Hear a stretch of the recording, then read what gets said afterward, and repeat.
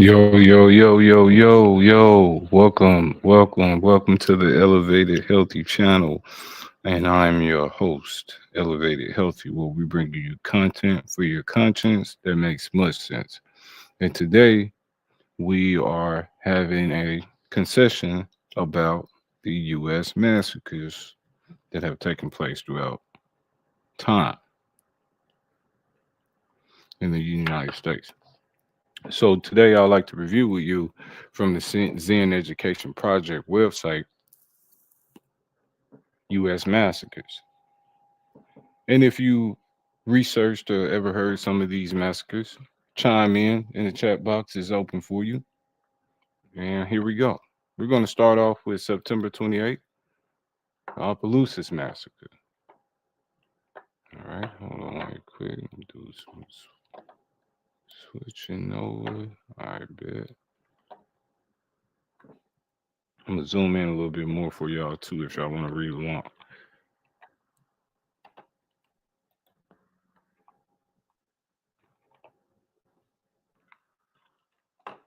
Let's see if it let me zoom in. All right, perfect. Here we go.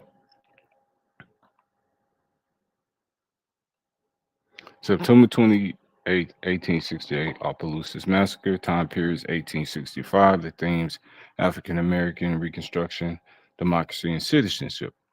On September 28th, one of the worst outbreaks of violence during Reconstruction took place in Opelousas, Louisiana. The event started with three local members of the KKK, like Knights of the White Camellia, beating teacher and newspaper editor Emerson Bentley while he was teaching class because he had promoted voter registration and education for all. After some African Americans came to his rescue, armed white mobs roamed the countryside in murderous rampage, killing more than 150 people, mostly African Americans. These violent acts became known as the Appaloosas Massacre. Learn learn more from blackpast.org and from the deadliest massacre and reconstruction area. Louisiana happened 150 years ago in the Smithsonian Magazine. So, September 28, 1868, Opelousas Massacre. All right, October 25th, 1868, St. Bernard Parish Massacre. Time periods 19th century, 1865 by Chris Dier.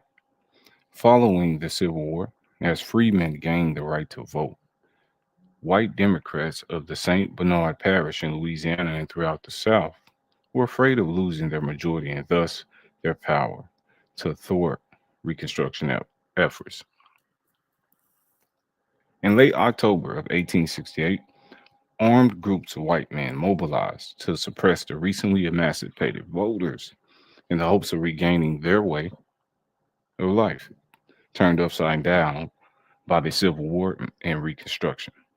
It was just days before the presidential election between Ulysses S. Grant and Horatio Moore, which would decide the fate of Reconstruction in the South. The inset here, portion of illustration depicting Oscar Dunn of Louisiana, the first African American elected lieutenant governor of any state, and other legislators. Source Library of Congress. Click image for more info. Shout out to you, Mr. Dunn. On October 25th, 1868, the first blood spilled of the St. Bernard Parish Massacre.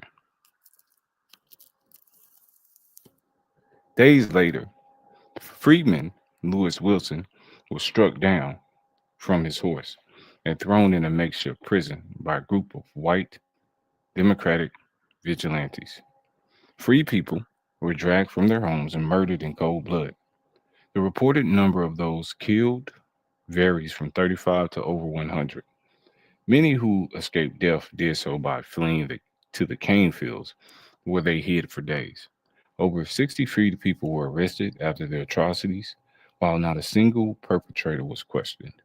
While the gruesome nature of the tragedy was swept under the rug, the implications reverberated throughout the South for generations. Grant received only one vote in St. Bernard Parish as Seymour swept the state. As historian John C. Rodriguez puts it, Republicans captured the presidency in 1868, but white terror carried the day in Louisiana. Despite the federal investigation, no one was arrested for the killing of the free people. Black survivors identified white neighbors as their assailants, but no justice was sought. Instead, more than 60 freed people were arrested by local authorities and vigilantes for the killing of Pablo St. Feliu. Over time, the massacre faded into obscurity. To this day, its only physical its only physical reminder is the tombstone of Pablo St. Feliu, located in St. Bernard Cemetery, which reads Pablo San Feliu, assassinated by slaves, incited by carpetbag rule, died on October 69th. Headstone of Pablo St. Feliu in St. Bernard Cemetery, photo by Rhett Pritchard. The inaccuracies of St. Feliu's tombstone misrepresent the circumstances surrounding his death. The incorrect date suggests that it was erected a significant amount of time after the massacre, perhaps memorializing his death as if he were a martyr. The engraver referred to the free people as slaves. Most importantly, by placing blame on carpetbaggers, the derogatory term applied to Northerners and other outsiders who had migrated to the South during Reconstruction. The inscription implies that San Filiu was an innocent murder victim. This entry was prepared by St. Bernard Parish High School history teacher Chris DA on the 150th anniversary of the massacre. DA is the author of Unraveling a Forgotten Massacre in My Louisiana Hometown. A history teacher discovers a racially driven rampage that still hunts its students' lives. Zocalo Public Square and the 1868 St. Bernard Parish Massacre, Blood and the Cane Fields History Press. All right. So, ladies and gentlemen and children, that is the October 25th, 1868 St. Bernard Parish Massacre. All right, moving on to October 24th, 1871, Los Angeles Chinatown Massacre. Time period 1865, themes Asian American laws, citizen rights, racism, and racial identity. On October 24th, 1871, a mob of about 500 Anglo and Latino men rioted in Los Angeles Chinatown. They lynched at least 17 Chinese residents, some young as 18. This Reconstruction era riot started after a police officer wounded a white civilian. And excuse me, this Reconstruction era riot started after a police officer was wounded and a white civilian was killed in the middle of a local dispute. It was one of the largest mass lynchings in U.S. history. The rioters also plundered and destroyed property in the Chinese community. Inscription Calle de los Negros, Los Angeles, 1871. Source California Historical Society Collection, USC Libraries. The Chinese massacre depicted in at Judy Baca's mural, The Great Wall, as seen in Craft in America's video. Chinese Massacre, 1871. Watch an 8-minute documentary about the attack, The Chinese Massacre, one of Los Angeles' worst atrocities, by KCET, Lost LA series. Here's a description of the massacre from the Los Angeles Public Library by Kelly Wallace. In October 1871, tensions were running high in Chinatown because of a feud between leaders of two rival non mutual benefit associations over the kidnapping of a young Chinese woman. A shootout between several Chinese men broke out in the middle of Alley. The ensuing response by two police officers resulted in the wounding of one of the officers and the death of a civilian who assisted the officers, Robert Thompson. The shooters took cover in the Cornell building. Word quickly spread that Chinese residents killed Thompson, a popular former saloon owner. A mob of rioters quickly grew to 500 people, 10% of the population of the city. Wow. This- did y'all hear that? Los Angeles, 500 people was 10% of the population back then. That is crazy. And when you think of Los Angeles now, the rioters forced the Chinese out of the Cornell building and dragged the captured Chinese to make to makeshift gallows at Tomlinson's Corral and Galler's wagon shop. When John Galler protested that his children were present, a rioter pressed a gun to his face and said, "Dry up, you son of a bitch." After Galler's portico crossbar was filled with seven hanging bodies, the crowd dragged three more victims to a nearby freight wagon and hung them from the high side of the wagon. While there are varying accounts of exactly what transpired, there is no disputing the brutality and savagery of that night. The next morning, 17 bodies were laid out in the jail yard, grim evidence of the horrific events of the previous night. The 18th victim, the first man hanged, had been buried the night before. 10% of the Chinese population had been killed.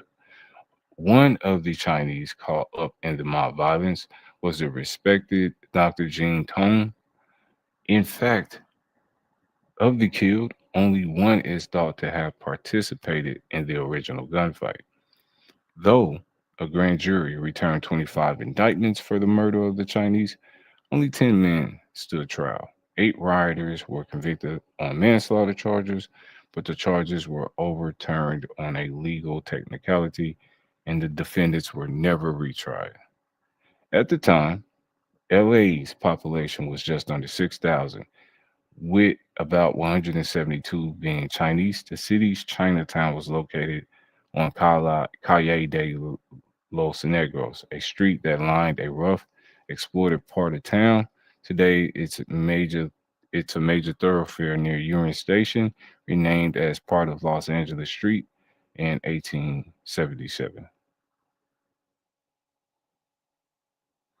All right, that is the October 24, 1871 Los Angeles Chinatown Massacre.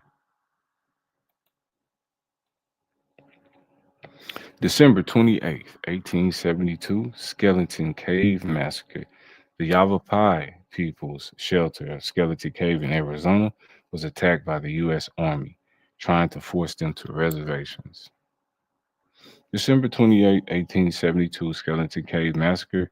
On December 28th, 1872, the Yavapai People's Shelter of Skeleton Cave, located in Salt River Canyon, Arizona, was attacked by the U.S. Army, the U.S. forces, comprised of about 250 men that included three companies of U.S. cavalry, plus Acamel, Oldhelm, Pima, and Apache scouts arrived in the morning and took up position around the mouth of Skeleton Cave. Inscription in remembrance of the brave Yavapai men, women, and children who were massacred at the Skeleton Cave, December 1872, by the U.S. Army. On Memorial Day in 1985, a tombstone was dedicated over the mass grave. One goal of the memorial event was to educate young people about this history. Surrounded, the Yavapai people refused to surrender. The soldiers opened fire and dropped boulders on those who gathered at the mouth of the cave.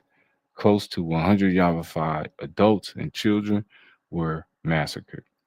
This event has come to be known as the Battle of Salt River Canyon or the Skeleton Cave Massacre. In 1925, the Fort McDowell Yavapai retrieved the bones of their massacred relatives and brought them home for burial in a mass grave on the reservation. This is one of countless massacres in United States history. All right, so that is December 28th, 1872, Skeleton Cave Massacre. Time period 1865, theme Native Americans. Okay, 1813, April 13th of 1873, Colfax Massacre. The Ku Klux Klan carried out the Colfax Massacre in response to a Republican victory in the 1872 elections. April 13, 1873, Colfax Massacre. The Colfax Massacre occurred in Colfax, Louisiana on Easter Sunday, April 13, 1873. Republicans had narrowly won the 1872 election to retain control of the state, but Democrats contested the results. Inscription: The Louisiana Murders, gathering the dead and wounded.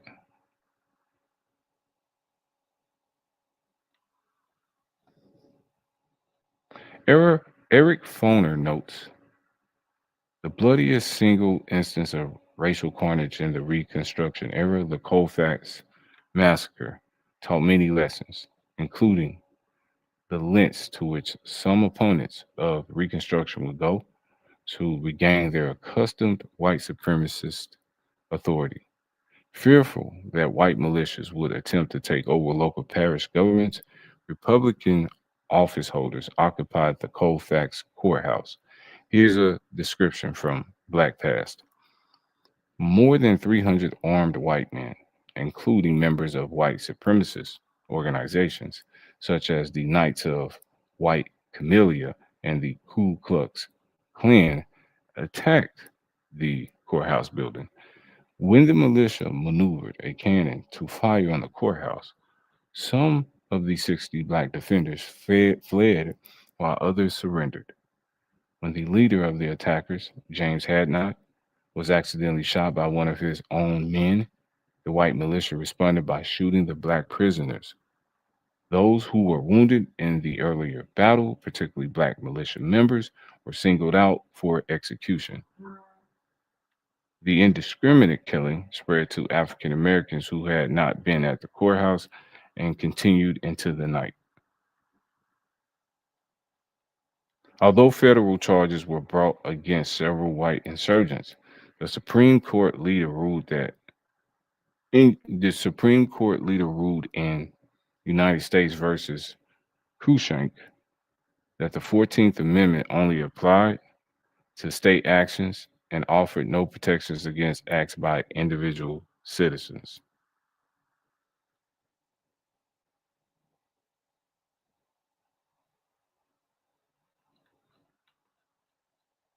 So that is April 13th, 1873, Colfax Massacre. If y'all liking this content, let me know. Drop a comment in the chat box. Hit that like button for me if you don't mind, so this can trend down the algorithm, and we can bring more awareness about these massacres and the people that were affected by these massacres. Can feel validated, man. That we making noise for them and making sure that their story is recognized.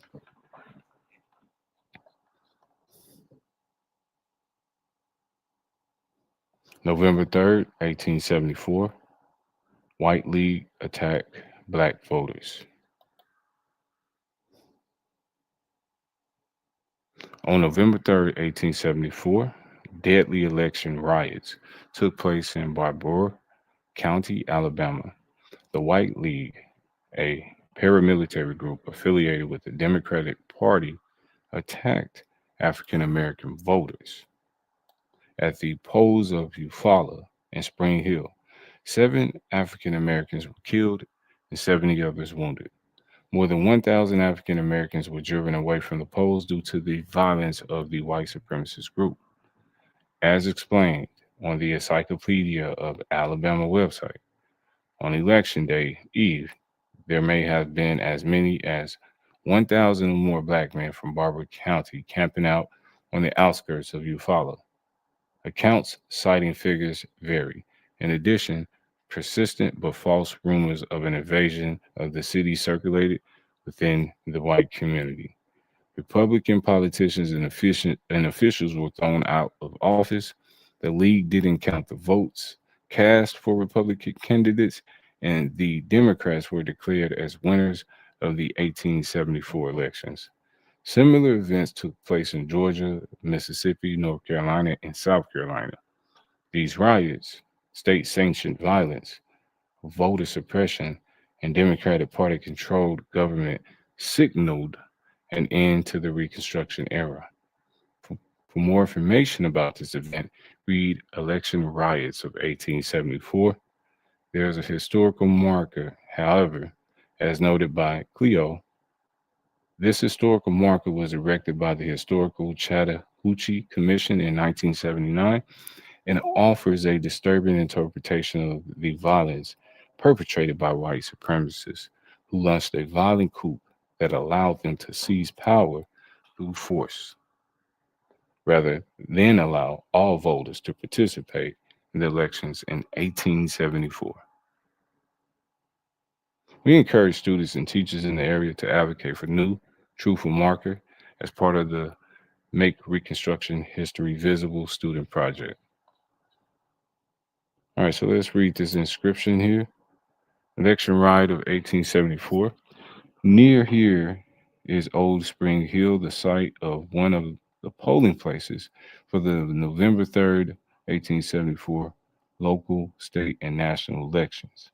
Elias M. Keels, Scalawag, and judge of the city court of Eufaula, was United States supervisor at the Spring Hill ballot box. William, his 16-year-old son, was with him after the polls closed. A mob broke into the building, extinguished the lights, destroyed the poll box, and began shooting. During the riot, Willie Kales was mortally wounded. The resulting congressional investigation received national attention. This bloody episode marked the end of Republican domination in Barber County. All right, we're moving on to December 7th, 1874, Vicksburg Massacre. On December 7th, 1864, on December 7th, 1874, the Reconstruction era Vicksburg Massacre occurred in Mississippi, with estimates ranging from 75 to 300 African Americans killed.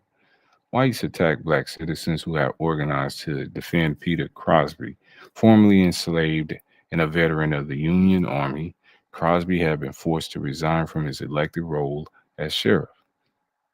Read a detailed description of the massacre in an excerpt from A Nation Under Our Feet, Black Political Struggles in the Rural South, from Slavery to the Great Migration, by Teach Reconstruction Campaign advisor and historian Stephen Hunt.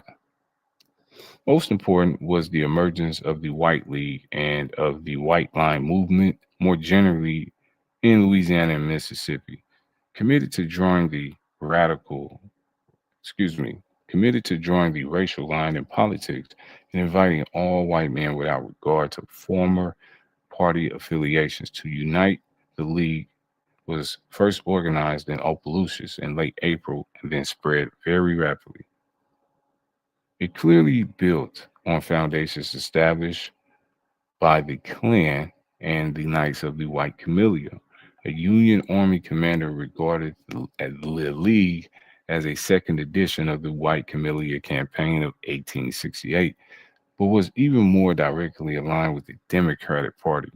Indeed, leagues were often little more than local Democratic clubs converted into paramilitary companies. If the Democratic Party is arrayed against the Negro and the Republicans, the Opelousas Courier proclaim it becomes a white league and no one can subject to its efficient organization. Let me see how much I got to read. All right.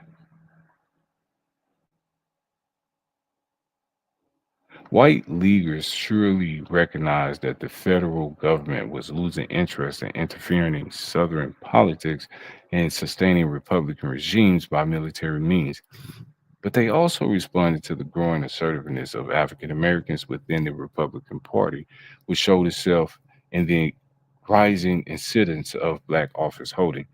By that time, too, white line counterparts in Vicksburg, Mississippi, had demonstrated how paramilitary mobilization and very definite intimidation could bring electoral success, even where black voters held decided numerical sway. If anything, still held back a full scale white paramilitary offensive. It was removed when, in the November elections of 1874, congressional Democrats won control of the House of Representatives for the first time since Southern slaveholders had rebelled against the national government. In Vicksburg, whiteliners seemed to commemorate the event by moving quickly to complete the work they had begun in the summer. This time, they focused on the county rather than the municipal government, which was almost wholly dominated by black Republicans, including the sheriff Peter Crosby, a native Mississippian who had served in the Union Army during the war. Meeting and in early December, they demanded the resignations of all the black officials and pressured Crosby to yield under what he regarded as threat of assassination. Crosby then headed to the state capitol for help. Republican Governor Aldebert Ames of the party's radical faction turned a sympathetic ear. He ordered the riotous and disorderly persons who had expelled from office the legally elected sheriff to disperse and retire peaceably and submit to the legally constituted authorities. He also instructed a Warren County militia company to cooperate with Crosby's effort to regain office and suppress the mob, and suggested that Crosby should summon a posse for further assistance.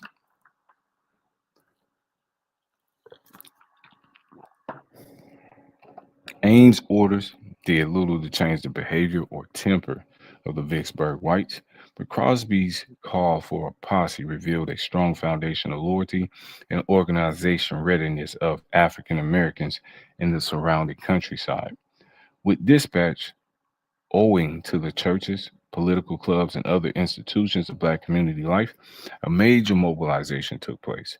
As several hundred blacks marched in three columns towards Vicksburg, even Crosby feared the consequences and tried to turn some of them back. It was too late. Whites opened fire, and despite some brief standoffs, the blacks were forced to flee. For another 10 days, some of the young white participants, joined by reinforcements from across the river in Louisiana, stayed on the warpath. When the smoke cleared, at least 29 African Americans had been killed and a great many more had been wounded and terrorized.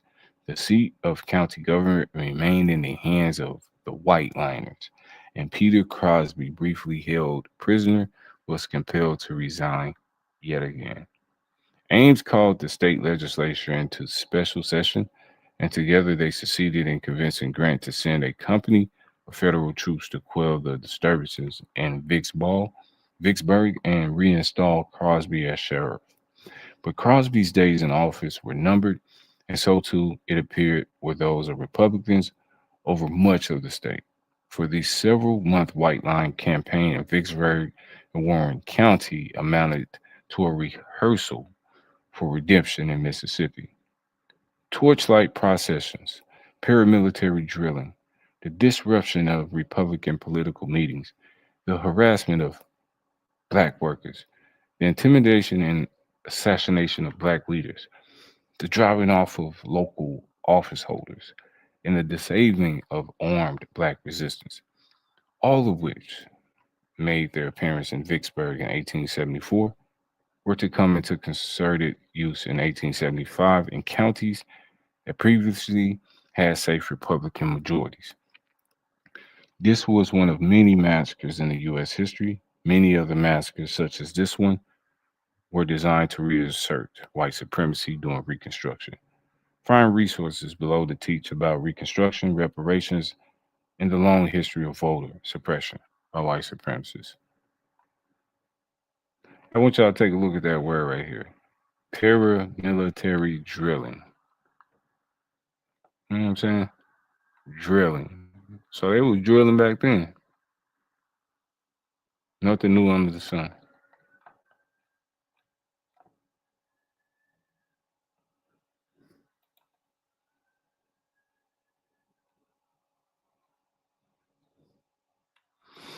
All right.